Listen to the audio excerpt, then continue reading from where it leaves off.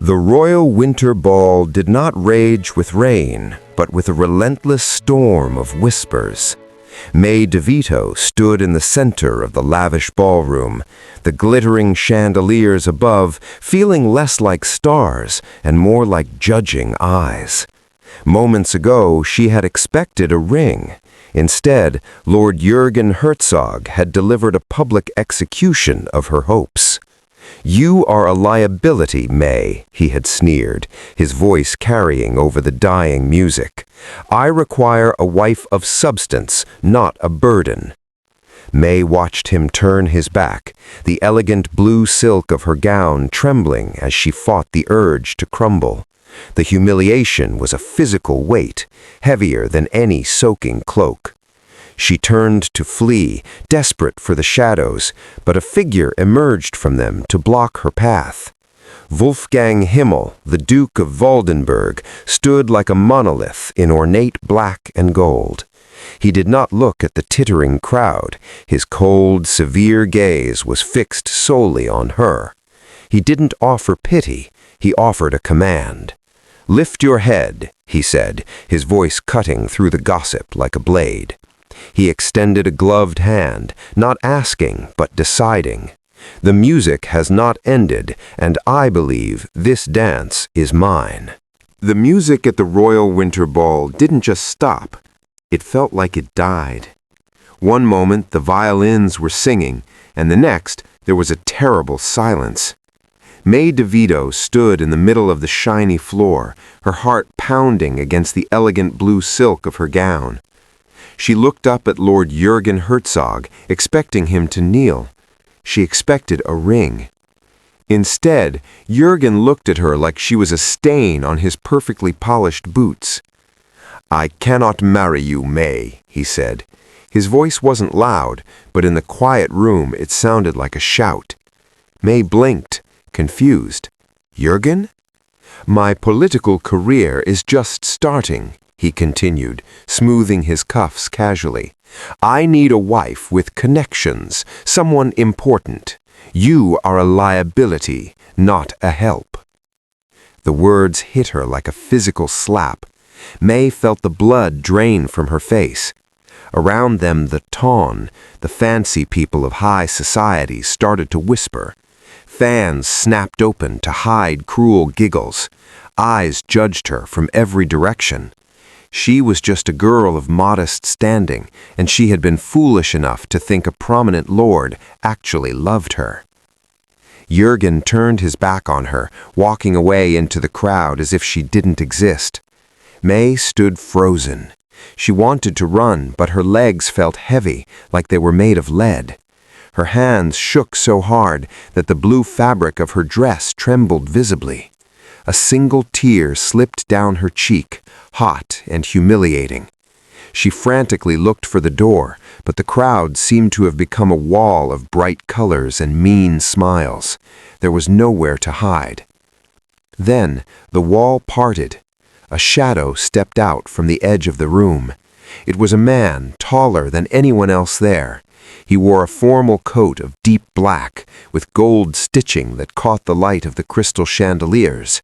The crowd went silent again, but this time it wasn't out of amusement, it was out of fear. It was Wolfgang Himmelberg, the Duke of Waldenburg. He walked straight toward May with long, purposeful strides. He didn't look at the retreating Jürgen. He didn't look at the people whispering. His cold, gray eyes were locked only on her. He stopped right in front of her, his broad shoulders blocking out the rest of the room. He was terrifying and beautiful all at once. May looked down at the floor, too ashamed for him to see her crying. "Lift your head," he commanded. His voice was deep and smooth, like thunder far away. It wasn't a request. May slowly looked up, sniffing back a sob. The Duke extended a gloved hand toward her, palm up. He stood there like a statue, waiting. "The music has not ended," Wolfgang said, his voice carrying clearly to every corner of the ballroom. "And I believe this dance is mine." May placed her trembling hand into Wolfgang's gloved palm. His grip was firm and warm, a stark contrast to the coldness in the room. He nodded once at the conductor, and the orchestra, terrified to disobey a duke, immediately began a sweeping waltz.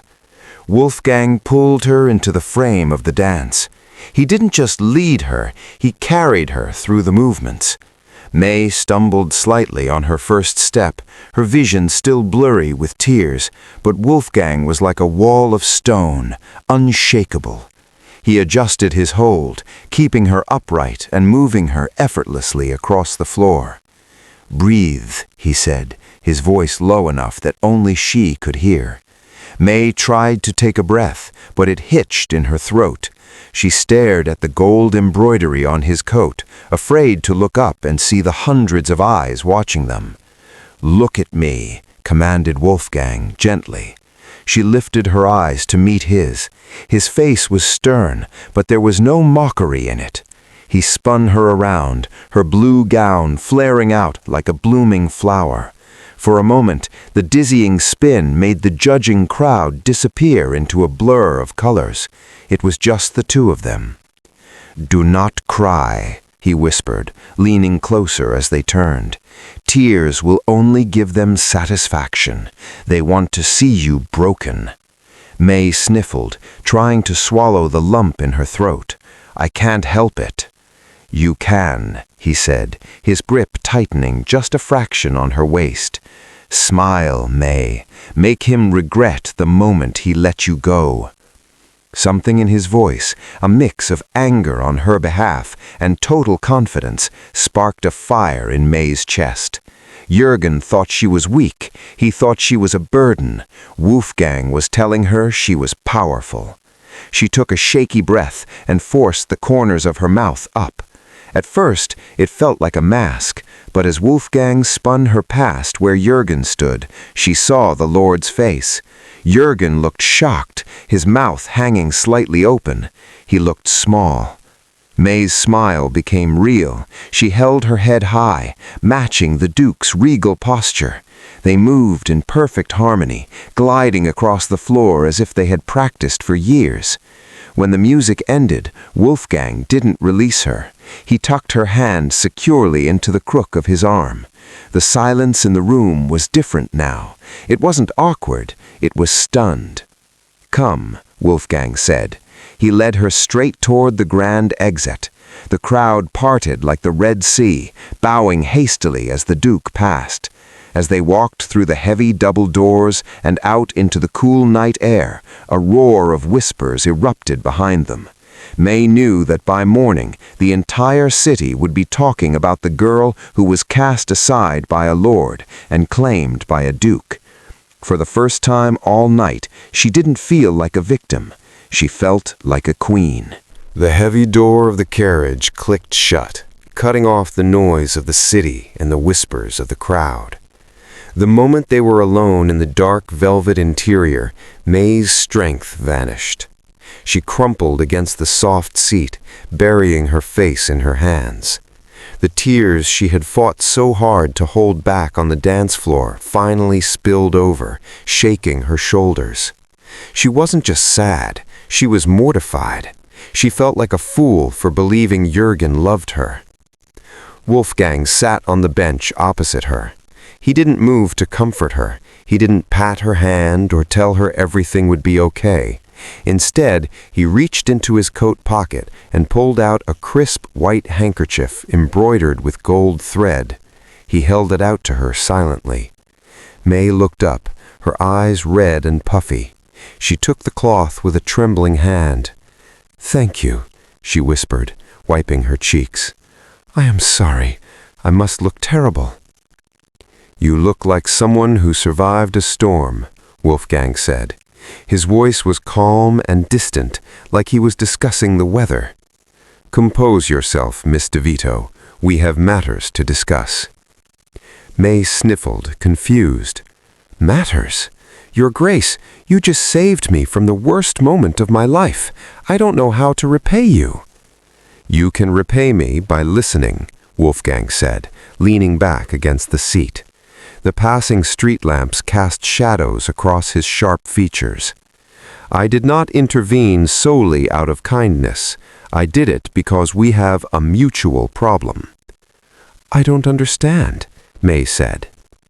"Lord Herzog has destroyed your reputation," Wolfgang stated bluntly.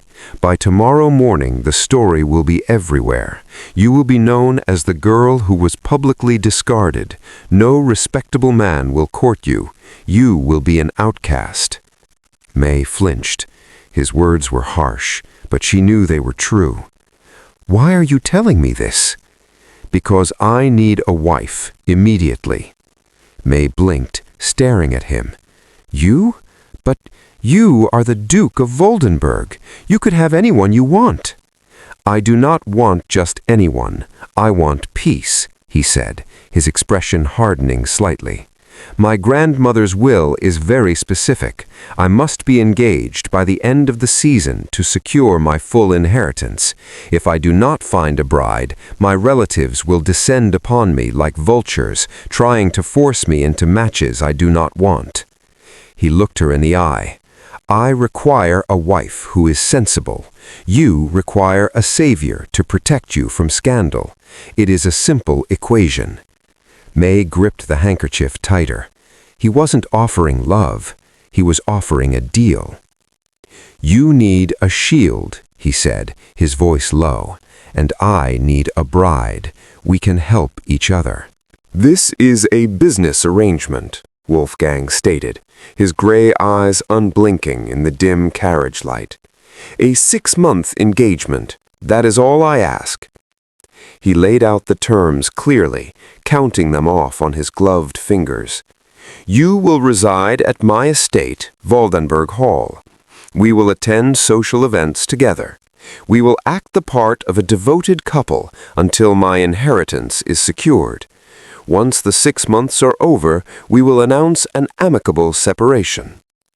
"And what becomes of me then?" May asked, her voice quiet. "You will receive a generous financial settlement," Wolfgang promised, "enough to live independently for the rest of your life.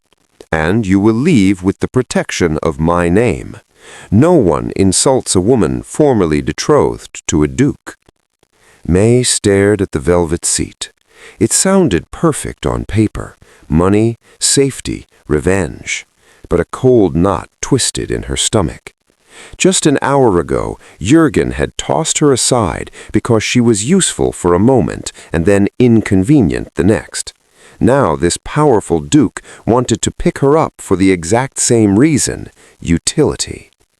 "You are just using me," she whispered, looking up at him, "just like he did."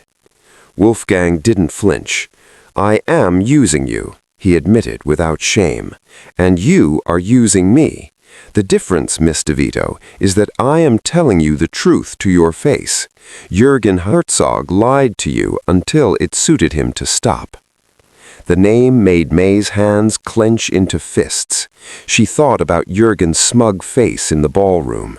She thought about him calling her a burden. If she went home tonight, she would be the laughingstock of the city. She would be the poor girl who aimed too high and fell. But if she stepped out of this carriage as the future Duchess of Woldenberg, she imagined the look on Jürgen's face when he saw her on the arm of a man far more powerful than he would ever be. The anger flared up inside her, hot and bright, burning away the fear. She didn't want to be a victim anymore. She wanted to fight. May took a deep breath and straightened her spine, wiping the last tear from her cheek. She looked Wolfgang in the eye. "I have one condition," she said firmly. "I will not be hidden away. If we do this, we do it properly."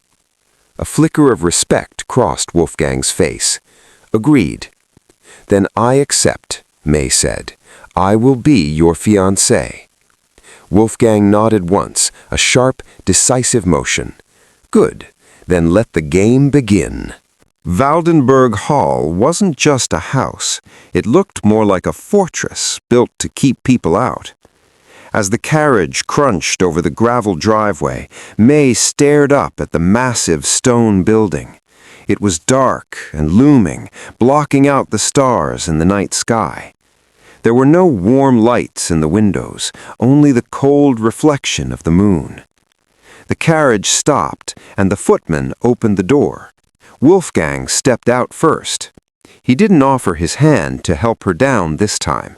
He simply stood by the entrance, waiting for her to follow. May gathered her blue skirts and climbed down, feeling very small next to the giant columns of the front porch. "Welcome to the lion's den," she thought to herself, shivering slightly in the night air. The heavy front doors swung open without a sound. Inside, the entrance hall was made of black and white marble that shone like ice. A row of servants stood perfectly still in a straight line. They didn't whisper or shift their weight. They looked more like statues than people. "Welcome home, Your Grace," the head butler said. His voice was dry and emotionless. "Henderson," Wolfgang nodded sharply. "This is Ms. DeVito. She will be staying with us." The butler turned his gaze to May. His expression didn't change. He didn't smile or look welcoming. "Ms. DeVito," he said, with a stiff bow, "we have prepared the blue suite for you." May tried to smile at the line of maids, but they stared straight ahead, their faces blank. The whole house felt efficient and perfect, but totally empty of life. It mirrored Wolfgang exactly, impressive but cold. Wolfgang turned to May, pulling off his gloves. "I have business to attend to in my study," he said formally. "Henderson will show you to your quarters in the East Wing." He pointed toward a grand staircase that split in two directions. "I reside in the West Wing. You will have privacy and quiet on the other side of the house." May understood the message immediately. By putting her in the opposite wing, he was drawing a physical line between them. He was reminding her that this wasn't a real romance. They were partners in a business deal, nothing more. "Thank you, Your Grace," May said, keeping her voice steady. Wolfgang gave a curt nod and walked away toward the West Wing, his footsteps echoing on the marble. May watched him go, feeling a strange ache in her chest. "This way, miss," Henderson said. May followed the butler up the stairs and down a long, silent corridor. When she finally entered her room, it was beautiful, filled with expensive furniture and silk curtains. But as the door clicked shut behind her, the silence of the big house pressed in on her ears. She was safe from Jürgen and the gossip, but standing in the middle of the Duke's cold estate, she had never felt more alone. The quiet hallways of Waldenberg Hall were suddenly full of noise. The very next morning, Wolfgang summoned the best dressmakers in the city. They bustled into the morning room, carrying bolts of silk, velvet, and lace in every color imaginable. May felt overwhelmed. She touched a roll of heavy crimson fabric. "Your Grace," she said to Wolfgang, who stood by the window watching the chaos, "this is too much. My own clothes are perfectly fine." Wolfgang turned. His face was unreadable. "Your clothes are fine for May DeVito," he said calmly, "but they are not enough for the future Duchess of Waldenberg." May frowned, feeling a sting of hurt. "So you want to change me?" "No," Wolfgang said, stepping closer. "I want to armor you. The people we will face, Jürgen, his new friends, they are like wolves. If you look weak, they will bite. If you look like a queen, they will bow." He wasn't trying to make her pretty. He was trying to make her dangerous. May understood then. This wasn't vanity. It was a weapon. Hours later, May stood on a small podium in front of a tall mirror. The dressmakers had pinned her into a gown of deep emerald green. The fabric was heavy and expensive, shimmering in the light. It fit perfectly, hugging her waist and flaring out in a dramatic sweep. May stared at her reflection. She didn't look like the sad girl from the ballroom anymore. She looked tall. She looked important. She looked like someone who couldn't be hurt. Suddenly, the door to the fitting room swung open. "Henderson said you were Wolfgang started to say, striding in with a stack of papers. He stopped dead in his tracks. The room went silent. The dressmakers froze with pins in their mouths. Wolfgang stared at May. He looked from the hem of the green dress up to her face. For the first time since they met, his cold, calculating expression cracked. His gray eyes darkened, and his gaze lingered on her neck and shoulders. He didn't look at her like a business partner. He looked at her like a man seeing a woman. May's heart hammered against her ribs. She felt a strange heat rise in her cheeks. She couldn't look away from him. The silence stretched out, tense and heavy, charged with something she couldn't quite name. Wolfgang cleared his throat loudly, breaking the spell. He adjusted his cuffs, looking slightly flustered. "The color suits you," he said, his voice a little rougher than usual. "It is adequate." He turned and left the room quickly, closing the door a bit too hard. May looked back at the mirror, her cheeks flushed pink. The armor was working, but she wasn't sure if it was protecting her from the world or from the Duke himself. The Grand Opera House was buzzing like a giant beehive. It was their first public appearance since the engagement announcement, and May felt every eye in the building turn toward her. She smoothed the skirt of her new emerald gown, her armor, and took a deep breath. "Chin up," Wolfgang murmured as they climbed the velvet stairs. "Remember, you are untouchable." They entered the Duke's private box, which overlooked the entire theater. As they stepped into the light, the whispering started immediately. But this time, May didn't look at her feet. She looked straight across the theater. That's when she saw him. In the box directly opposite theirs sat Lord Jürgen Herzog. He wasn't alone. Beside him sat a young woman dripping in diamonds, laughing loudly at something he said. This was the wife of substance he had left May for. May felt a cold knot tighten in her stomach. For a second, the confidence of the green dress faded, and she felt like the discarded girl from the ball again. She took a half step back into the shadows of the box. Wolfgang noticed immediately. He followed her gaze across the theater, and his jaw tightened. "Do not retreat," he whispered harshly. Then he moved. Wolfgang stepped in close, not just standing beside her, but closing the gap completely. He slid his arm around her waist, pulling her flush against his side. It was a possessive, powerful gesture. His hand rested firmly on her hip, warm and heavy through the silk. "Lean into me," he commanded softly. May obeyed, resting her hand on his chest. She could feel the steady beat of his heart beneath his coat. It was supposed to be a performance for the crowd, just part of their deal, but the way his thumb brushed against her waist didn't feel like business. It felt protective. It felt dangerously real. Across the theater, Jürgen looked up. He froze. He saw the Duke of Waldenburg holding May close, claiming her in front of the entire city. Jürgen's smug smile vanished. His face turned a patchy red, and his eyes narrowed into slits of pure fury. He looked from May's stunning dress to the Duke's protective embrace, and for the first time, he looked jealous. May felt a spark ignite in her chest. It wasn't love for Jürgen anymore. That was dead. It was satisfaction. He had thrown her away, thinking she was nothing, and now he had to watch her shine like a jewel in the Duke's arms.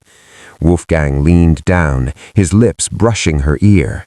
"You see," he murmured, "he is furious." May looked up at the Duke and smiled, a genuine, dazzling smile. "Yes," she whispered back, "he is." The curtain rose, but May didn't watch the stage. She knew the real drama had already happened, and for the first time, she had won. The West Wing was supposed to be off limits, but curiosity was a hard thing to ignore. One rainy afternoon, while Wolfgang was out on business, May found herself walking down the forbidden corridor. The heavy oak door to his private study was slightly ajar. She pushed it open and stepped inside. The room was exactly like the Duke, dark, serious, and efficient. The curtains were drawn tight. There were no comfortable chairs, no decorations, only towering stacks of ledgers and heavy law books. It felt like a place for work, not for living. May walked to the massive mahogany desk. Among the piles of contracts and dry legal papers, she saw something out of place. It was a small, tarnished silver picture frame tucked away in the shadows of a lamp. She picked it up gently. The painting inside showed a man and a woman laughing in a sunny garden. Between them stood a young boy with gray eyes, smiling a smile so big it looked impossible. It was Wolfgang. Next to the frame lay an old yellowed newspaper clipping under a paperweight. The headline read, "Tragedy at Sea. Duke and Duchess lost in storm. Young heir left to manage estate alone." May's heart broke. He hadn't just decided to be the Ice Duke out of arrogance. He had been forced to grow up too fast, surrounded by tragedy, with no one to guide him but lawyers and cold relatives. He had built walls to protect the lonely little boy inside the frame. She looked around the gray, gloomy room. It felt suffocating. It needed life. May hurried down to the greenhouse, ignoring the drizzle. She picked a handful of bright yellow daffodils, their petals vibrant and cheerful. Finding a simple crystal water glass in the kitchen, she arranged the flowers and hurried back to the study. She placed them right in the center of his dark, cluttered desk. They looked like a burst of sunshine in a storm. Hours later, May hid behind a pillar in the hallway as Wolfgang returned. He strode into his study, shaking rain from his heavy coat. He sat down heavily, rubbing his temples as if he had a headache. Then he froze. He stared at the bright yellow flowers, his brow furrowed. He looked around the room suspiciously, as if the flowers were an enemy invasion. "Ridiculous," he muttered, reaching out as if to sweep them into the trash. But his hand stopped. His fingers hovered over the soft petals, trembling just slightly. He didn't crush them. He didn't throw them away. Instead, he carefully pushed a stack of important financial papers aside to give the makeshift vase more room. He sat back in his chair, and for a split second, the hard line of his mouth softened. He wasn't smiling, but the anger was gone. May slipped away quietly, her heart warm. The armor was still there, but she had found a way through it. The morning mist was still clinging to the grass when May arrived at the stables. She expected to see a gentle old pony waiting for her, the kind suitable for a lady who didn't want to ruin her dress. Instead, she found Wolfgang holding the reins of a massive coal-black stallion. The horse tossed its head and stamped the ground, looking like a creature made of muscle and fire. "This is Kestrel," Wolfgang said, patting the horse's neck. The animal calmed instantly under his touch. May swallowed hard. "He looks large." "He is fast, stubborn, and does not suffer fools," Wolfgang said, looking at her seriously. "My head groom suggested the mare for you. He thought Kestrel would be too much." "And what did you think?" May asked, stepping closer to the intimidating beast. Wolfgang held her gaze. "I told him that you have faced down the entire royal court with your head held high. A horse should be no trouble." A warm flush of pride spread through May's chest. He didn't see her as fragile. He saw her as capable. With Wolfgang's help, she mounted the horse. It felt like sitting on top of a volcano waiting to erupt, but Wolfgang stayed close. He didn't hold the reins for her. He handed them over. "Trust your hands," he instructed, walking beside her as they moved out into the paddock. "Do not pull. Guide him." May took a deep breath and relaxed. Kestrel responded immediately, his ears twitching back toward her. They picked up speed, the cool wind rushing past May's face. For the first time in weeks, she didn't feel like a pawn in a game or a victim of gossip. She felt free. She urged Kestrel to a trot, laughing as the horse leaped forward with enthusiasm. They circled the paddock, May's hair coming loose from its pins and flying behind her. When she finally pulled the horse to a stop in front of the Duke, she was breathless and grinning. Kestrel, apparently deciding he had done a good job, suddenly lowered his heavy head and shoved it forcefully into Wolfgang's chest, searching for a treat. The impact nearly knocked the sturdy Duke over. He stumbled back, his perfect boots slipping in the mud, and let out a very undignified oof. May clapped a hand over her mouth, but a giggle escaped, then another. She couldn't help it. The terrifying, perfect Duke of Valdenburg had just been pushed around by a horse. She expected him to be angry. Instead, Wolfgang looked at the horse, then up at her shaking shoulders. The corner of his mouth twitched. Then a low, rusty sound rumbled in his chest. He laughed. It was a deep, genuine sound, as if he hadn't used it in years. His gray eyes crinkled at the corners, and suddenly the ice that surrounded him shattered. He didn't look like a statue anymore. He looked like a man. "He likes you," Wolfgang admitted, scratching the horse's ears while smiling up at her. May smiled back, her heart beating fast for a completely different reason now. "I think the feeling is mutual." Wolfgang had been gone for hours, attending a council meeting in the city. The house felt quiet and empty without his heavy footsteps echoing in the hall. May was sitting in the drawing room trying to read a book, but her mind kept drifting back to the sound of his laugh in the stables. Suddenly, the doors opened. Henderson, the butler, stood there with a look of extreme disapproval on his usually blank face. "Lord Herzog insists on seeing you, miss," Henderson said stiffly. "I told him the Duke is not at home, but—" "I am not here for the Duke," a familiar voice interrupted. Jürgen Herzog pushed past the butler. He looked different than he had at the opera. His hair was slightly messy, and his eyes looked sad and tired. He walked straight toward May, stopping just short of the rug. "May," he breathed, sounding relieved. "Thank heavens you are all right." May stood up quickly, her book falling to the floor with a thud. Her heart hammered against her ribs, not from love, but from shock. "You have no right to be here," she said, her voice shaking. "After what you did at the ball? Get out!" "Please, listen to me," Jürgen pleaded, taking a step closer. He held his hands up as if he were surrendering. "I know how it looked. I know how cruel I sounded, but I had to do it." "You humiliated me," May snapped. "You called me a burden." "I had to make you hate me," Jürgen said softly. "It was the only way to make you leave quickly. May, my political life is dangerous. I have enemies, men who would use you to get to me. If I had married you, they would have targeted you." He looked at her with the same warm brown eyes she used to dream about. "I didn't leave you because you weren't enough. I left you to save you."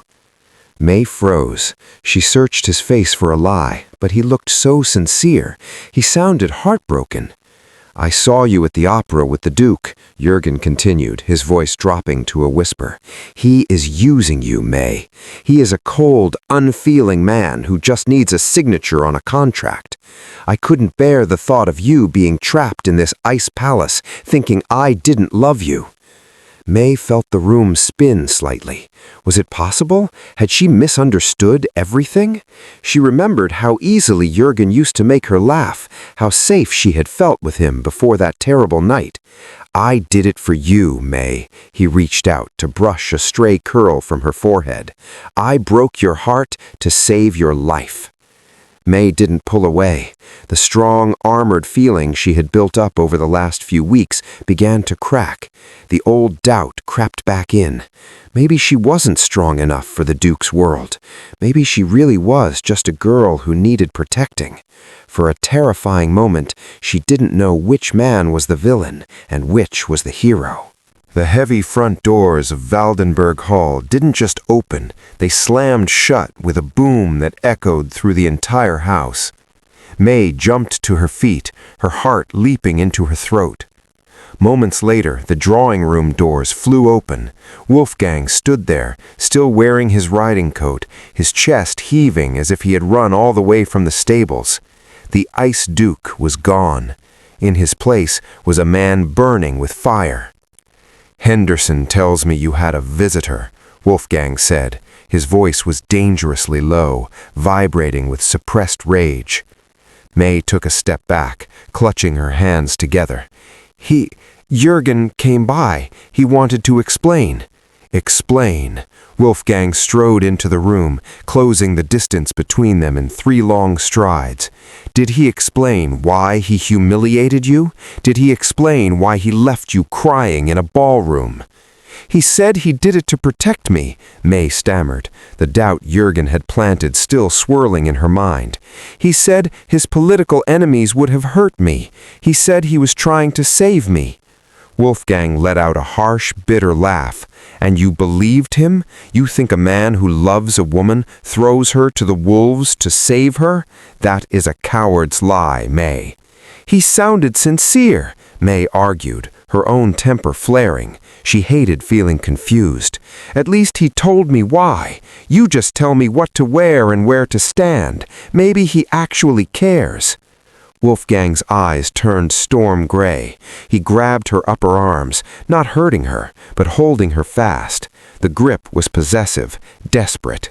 "He does not care," Wolfgang growled, leaning down until his face was inches from hers. "He wants you back because he sees you shining and he is jealous. He threw you away like trash. I am the one who stood by you." "Because of a contract," May shouted back. "Because you need an heir." "Do you think I would fight this hard for a signature on a paper?" Wolfgang shook her gently, forcing her to look at him. "He cannot have you. You are wearing my ring. You live in my house. You are mine." The word hung in the air, heavy and electric. It wasn't about business anymore. It was raw jealousy. May stopped breathing. Wolfgang's gaze dropped to her lips. The anger in his eyes shifted into something else, something hot and hungry. He pulled her closer, his hands sliding up to cup her face. May's heart hammered against his chest. She didn't pull away. She leaned in, her eyes fluttering shut, waiting for the kiss that felt inevitable. His breath was warm on her skin. His lips brushed against hers, a feather-light touch that sent sparks racing down her spine. Then, abruptly, he froze. Wolfgang pulled back as if he had been burned. He stared at her, his pupils blown wide, looking terrified of what he had almost done. Without a word, he turned on his heel and stormed out of the room, leaving May breathless and trembling in the silence. The next morning, the air in Valdenberg Hall was tighter than a drum. Servants were rushing around, dusting things that were already clean. Even Henderson the butler looked terrified. "She is here," he whispered to May as she entered the morning room. The Dowager Duchess, Wolfgang's grandmother, did not walk, she marched. She was a tiny, older woman, with white hair pulled back tight and eyes that looked like sharp glass. She thumped her heavy cane on the floor with every step. Wolfgang stood by the fireplace, looking stiff and nervous, which scared May more than anything else. "So," the Dowager said, stopping right in front of May, "this is the one." May curtsied low, just as she had practiced. "It is an honor to meet you, Your Grace." "Stand up, girl," the old woman snapped. "Let me look at you." May stood straight, keeping her chin high. The Dowager circled her like a shark inspecting its dinner. She poked May's arm with her cane. "Too thin, and that dress is too blue. You look like a bruise." May felt a flash of annoyance. She remembered Wolfgang's words about being armored. She didn't shrink away. "The dupe chose this color, Your Grace," May said clearly. "He believes it suits me." The Dowager stopped.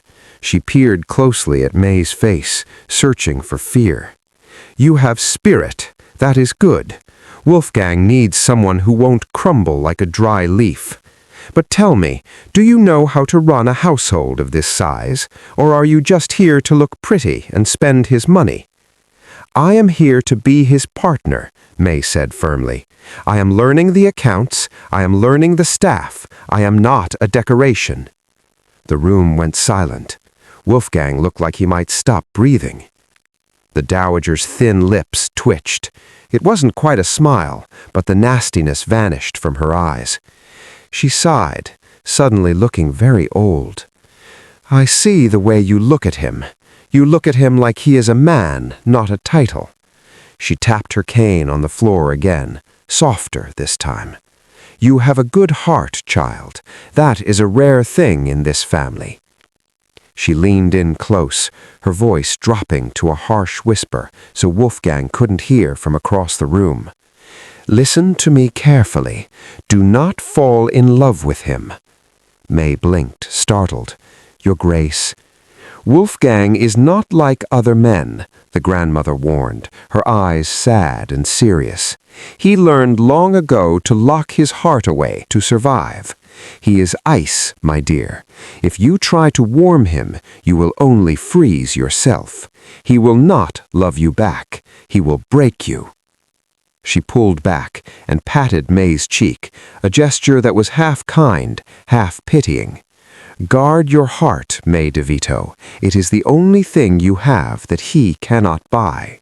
The rain slammed against the high windows of the library, howling like a wild animal trying to get in. It was the kind of storm that made the rest of the world disappear. Inside, however, the massive fireplace roared with warmth, casting a flickering orange glow over the room. May sat across from Wolfgang at a small mahogany table. Between them sat a chessboard made of marble and onyx. The house was silent except for the storm and the crackle of the logs. "Check," May said softly, sliding her ivory knight forward. Wolfgang paused. He held his place halfway to his mouth, his gray eyes narrowing at the board. He looked from his trapped king to May's calm face. He wasn't annoyed. He looked impressed. "I did not see that coming," he admitted, setting his glass down. "You play like a general, May. You sacrifice your pawns to save the kingdom." "I learned quickly that sometimes you have to lose a little to win a lot," May replied, keeping her eyes on the board. She didn't want him to see how much his praise pleased her. Wolfgang moved his piece, but he didn't take his eyes off her. "Most people I play against try to be polite. They let me win because of my title. You show no mercy." "Would you respect me if I let you win?" May asked. "No," Wolfgang said instantly. His voice dropped lower, blending with the sound of the rain. "I would be bored. And you, May DeVito, are many things, but you are never boring." He leaned forward, resting his elbows on the table. The distance between them shrank. "Jürgen Herzog is a bigger fool than I thought." May stiffened slightly at the name. "We don't need to talk about him." "I am not talking about him. I am talking about what he threw away. He wanted a wife with a fancy name to look good at parties. He was too blind to see that your intelligence is worth more than any dowry." He looked at her with a raw honesty that made her breath catch. "I find your mind utterly captivating." The air in the room suddenly felt heavy and charged, just like the atmosphere of the storm outside. May looked at the firelight dancing in his eyes. The grandmother's warning, "He is ice, he will break you," echoed in her head, but it sounded far away. Wolfgang didn't feel like ice right now. He felt warm. He felt safe. "Your move, Your Grace," she whispered, her voice trembling just a little. Wolfgang reached out to move a bishop, and his fingers brushed against hers. Neither of them pulled away. For a long, silent moment, they just sat there, hand in hand over the game. The line between their fake deal and real feelings didn't just vanish, it vanished completely. The happiness from the quiet evening by the fire didn't last long. It shattered the next morning with the arrival of the mail. May sat at the breakfast table, buttering a piece of toast, when Henderson walked in. He looked more stiff than usual, holding a silver tray with a single newspaper on it. He didn't look at her. "I thought you should see this immediately, miss," he said, his voice tight. May picked up the society paper. Her hands started to shake before she even read the words. The headline was bold and cruel. "A Duke Deceived?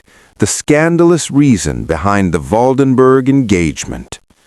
The article didn't name Jürgen as the source, but May heard his voice in every venomous word. It claimed that the only reason the Duke had claimed her at the ball was because she had tricked him. It said she was pregnant with another man's child and had trapped the Honorable Duke into a marriage to save herself. May felt like she couldn't breathe. The room spun. It was a lie, a dirty, terrible lie meant to destroy her completely. But it wasn't just destroying her, it was destroying Wolfgang. By noon, the invitations to a prestigious tea party were rescinded. A note arrived from a prominent countess saying that, due to the delicate nature of the current rumors, May was no longer welcome in her home. The servants whispered in the hallways, falling silent whenever she passed. The armor Wolfgang had built for her, the clothes, the confidence, the protection, was useless against this kind of poison. Wolfgang was a man of honor. If society believed he had been tricked by a desperate, immoral woman, he would be a laughingstock. His family name, which he worked so hard to protect, would be dragged through the mud. May stood in the center of her beautiful blue bedroom. She looked at the emerald green dress hanging in the wardrobe. It belonged to a duchess. It belonged to a woman who was strong and untouchable. "I am not her," May whispered to the empty room. "I am just a liability." She remembered the grandmother's warning, "Guard your heart." But it was too late for that. She loved Wolfgang too much to let his reputation be ruined because of her. Jürgen wanted to hurt her, but he was using Wolfgang to do it. With tears blurring her vision, May pulled her old, battered suitcase from under the bed. She didn't pack the silk gowns or the jewels Wolfgang had given her. She packed only her simple blue dress, the one she had worn the night her life fell apart. She moved quickly, throwing her few belongings into the bag. She had to leave before Wolfgang came back. If he saw her, he would try to stop her. He would try to be noble and fight the rumors, and it would only hurt him more. She clicked the suitcase shut. It made a lonely sound in the large room. May took one last look at the unmade bed where she had dreamed of a happy future, turned off the lights, and walked toward the door. May dragged her suitcase across the black and white marble floor of the entrance hall. The wheels made a hollow, scraping sound in the silence. She was almost to the heavy front doors when a deep voice stopped her in her tracks. "And where exactly do you think you are going?" May froze. She turned slowly to see Wolfgang standing at the top of the stairs. He looked exhausted, his tie undone and his hair messy, but his eyes were sharp. "I am leaving," May said, her voice trembling. "I am doing what I should have done weeks ago. I am saving you." Wolfgang walked down the stairs slowly, step by step. "Saving me from what?" "From the shame," May choked out, tears finally spilling over. "Have you read the papers? They say I tricked you. They say I am carrying another man's child. If I stay, your family name will be ruined forever. You will be a joke." She reached for the door handle, but Wolfgang's hand slammed against the wood above her head, holding the door shut. He didn't look at the door. He looked down at her with intense, burning eyes. "Do you think I care about the whispers of people who do not know me?" he asked roughly. "You should," May cried. "You are a duke." "I am a man," Wolfgang shouted back, his voice echoing off the walls, "and I am a man who will not let the woman who he cares for, walk out into the night because of a lie." He took her face in both of his hands, forcing her to look at him. "Let them talk, May. Let them print their lies. I do not care about society. I only care about you." May stared at him, searching for any sign of doubt. She found none. "But your inheritance is worth nothing if the house is empty," Wolfgang whispered. "Please, stay." May let go of her suitcase. It fell to the floor with a thud. She collapsed against his chest, sobbing, and he wrapped his arms around her so tightly she could barely breathe. That night, he didn't send her back to the East Wing. He led her to his own room in the West Wing. It was large and warm, smelling of pine and wood smoke. They didn't change into nightclothes. They simply kicked off their shoes and climbed onto the massive bed, fully dressed. Wolfgang lay down and pulled May against him, her back to his chest. He wrapped his arm around her waist, holding her like she might disappear if he let go. There was nothing scandalous about it. It was just two people trying to keep the world out. May felt the steady thump of his heart against her back, a rhythm that drowned out the cruel rumors. "Sleep, May," Wolfgang murmured into her hair. "I am right here." For the first time since the ball, May closed her eyes and felt completely safe. The invitations for the Voldenberg garden party had been sent out weeks ago, but after the vicious rumors in the paper, everyone expected the event to be cancelled. Instead, Wolfgang opened the gates wide. It was a direct challenge. He was daring the Ton to come into his home and insult his fiancée to his face. May stood on the terrace overlooking the sprawling lawns, smoothing the skirt of her pale pink dress. Her palms were sweating. Below, the garden was filling with colorful hats, parasols, and people who had spent the morning reading lies about her. "Ready?" Wolfgang asked. He stood beside her, looking imposing in a light gray suit. His jaw was set like stone. "I think so," May whispered, her stomach doing flip-flops. "Do not leave my side," he commanded gently, offering his arm. "We face them together. If they want to look, let them look at us standing tall." They descended the stone steps arm in arm. As soon as their feet hit the grass, the chatter in the garden dropped instantly. Hundreds of eyes fixed on May, their gazes darting to her stomach, searching for a sign of the scandal. It was humiliating, but Wolfgang didn't let her feel exposed. He pulled her closer against his side, his grip firm and reassuring. They moved through the crowd like a ship breaking through ice. Whenever a group of guests started to whisper behind their fans, Wolfgang would stop.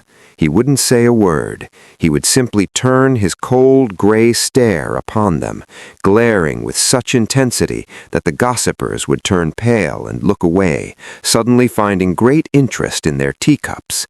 He was a shield. He was a fortress. May watched him as he greeted a nervous Earl.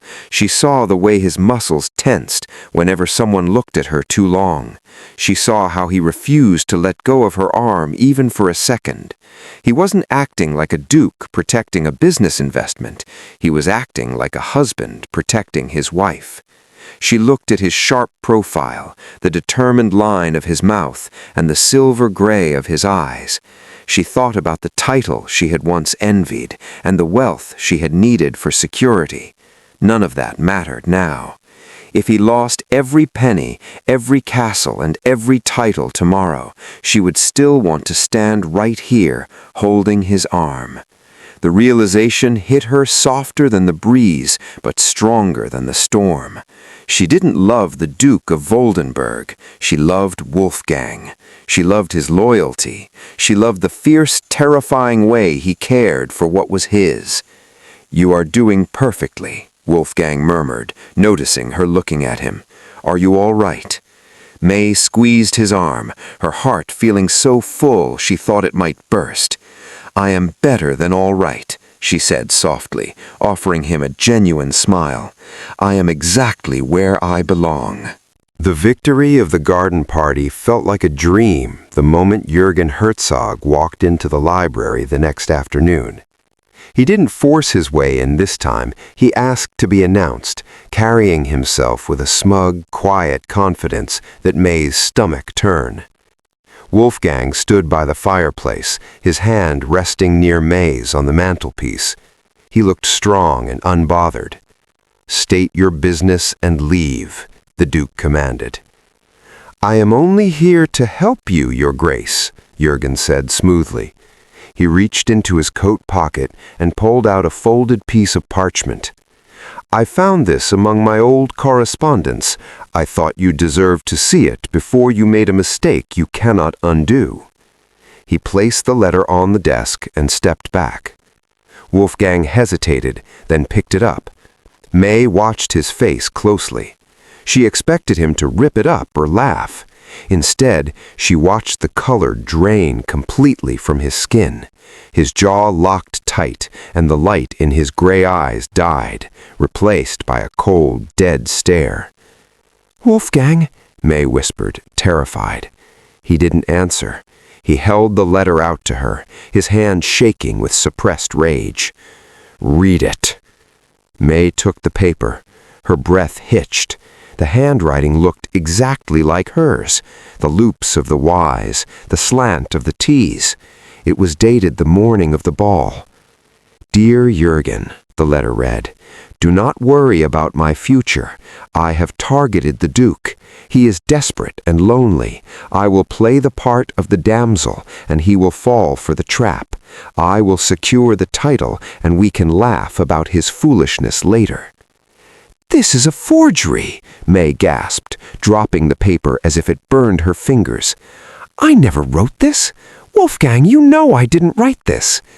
She looked at Wolfgang, begging him to believe her, but the man who had held her in the carriage, who had laughed with her in the stables, was gone.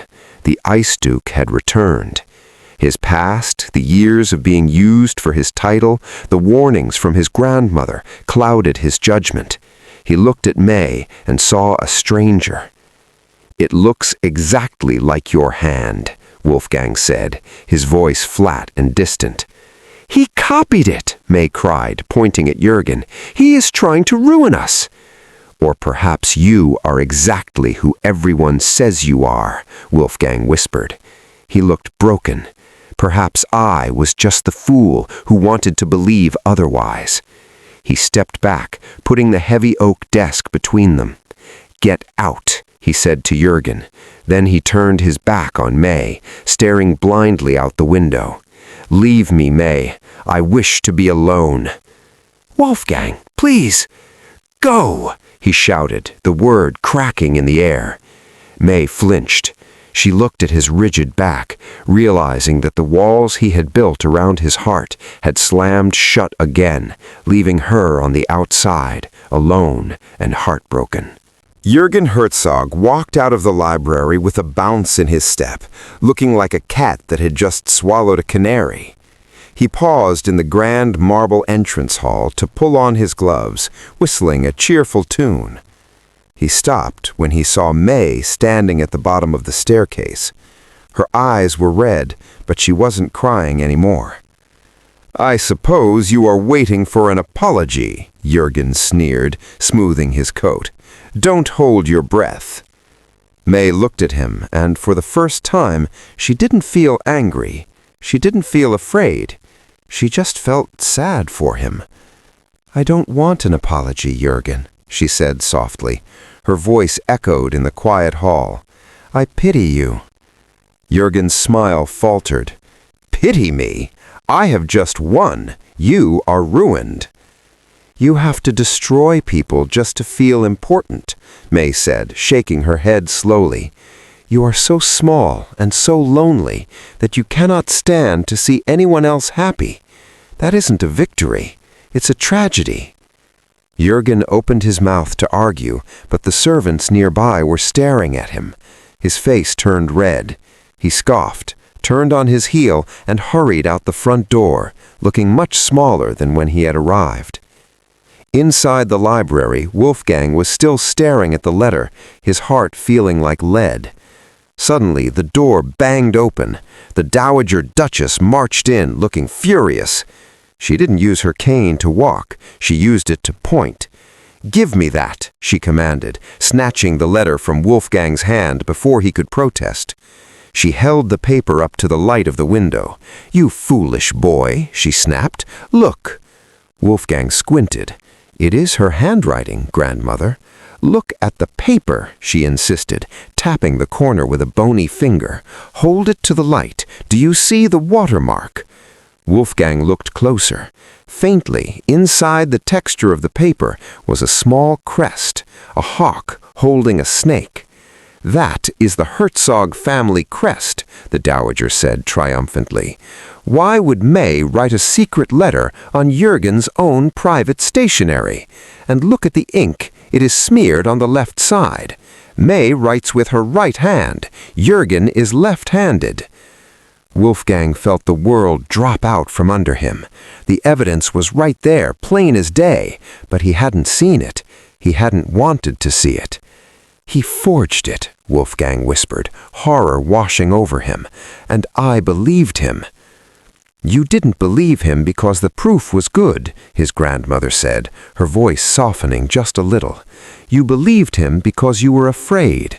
You were so terrified of being betrayed again that you looked for a reason to push her away before she could hurt you." Wolfgang sank into his chair, burying his face in his hands. He had almost thrown away the only real happiness he had ever known, all because he was too scared to trust it.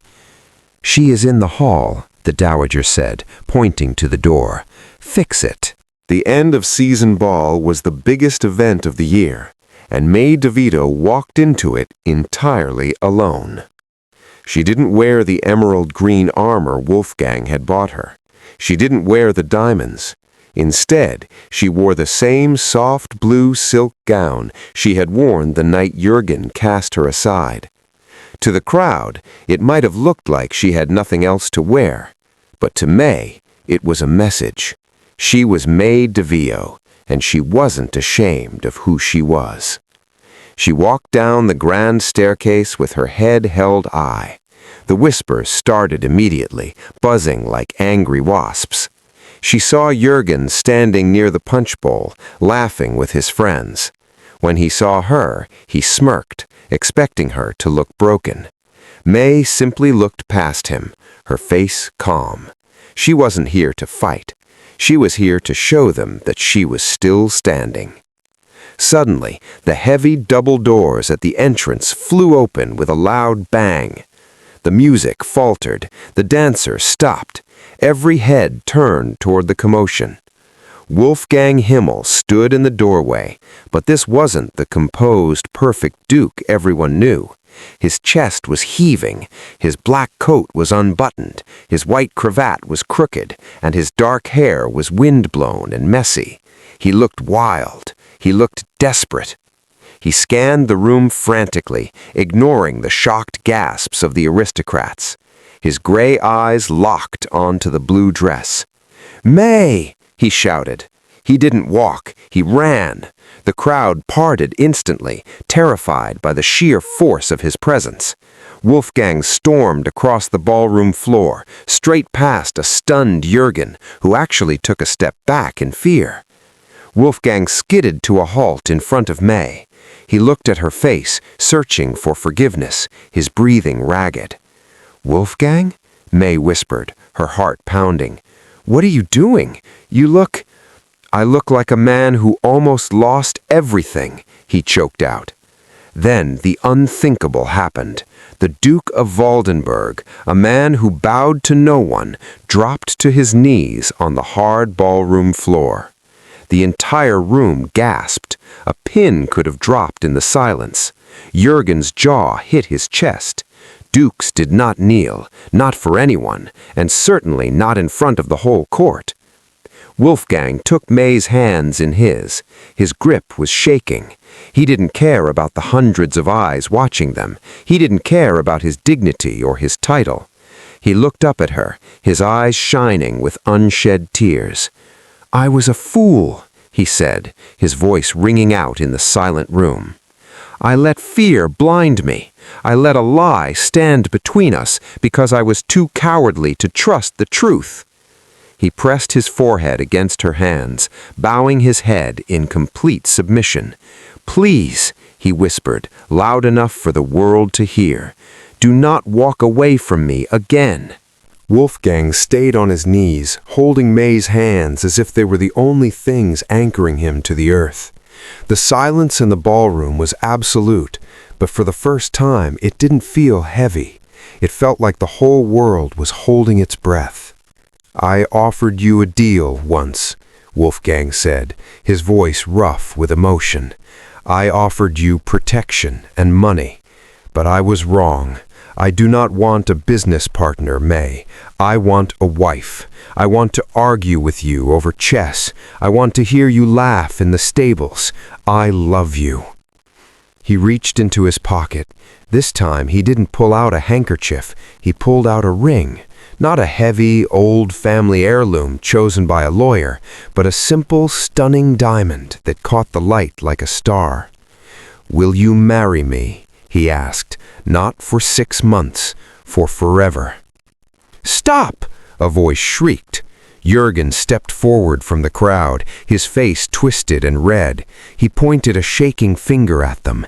"Do not be a fool, Duke. She is a nobody. This is all a trick for your inheritance. She is mocking you." The room went quiet, but it wasn't a fearful silence anymore. It was awkward. Jürgen looked around, expecting the crowd to nod in agreement. Instead, a lady near the front covered her mouth to hide a smile. Then someone giggled. The laughter started as a ripple and turned into a wave. The high society of the Ton wasn't laughing at May. They were laughing at the desperate, jealous man who had thrown away a treasure and was now crying because someone else had picked it up. Jürgen stood frozen, realizing he had become the joke he tried to make her.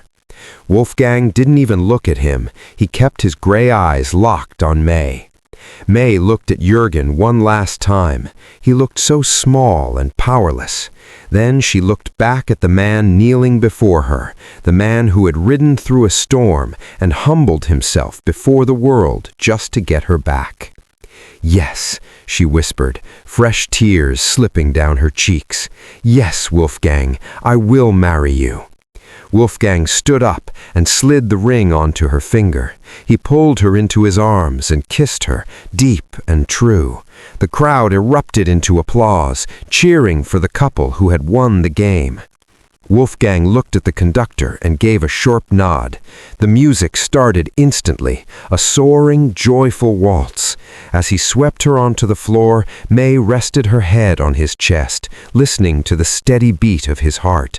The nightmare of the last ball was gone.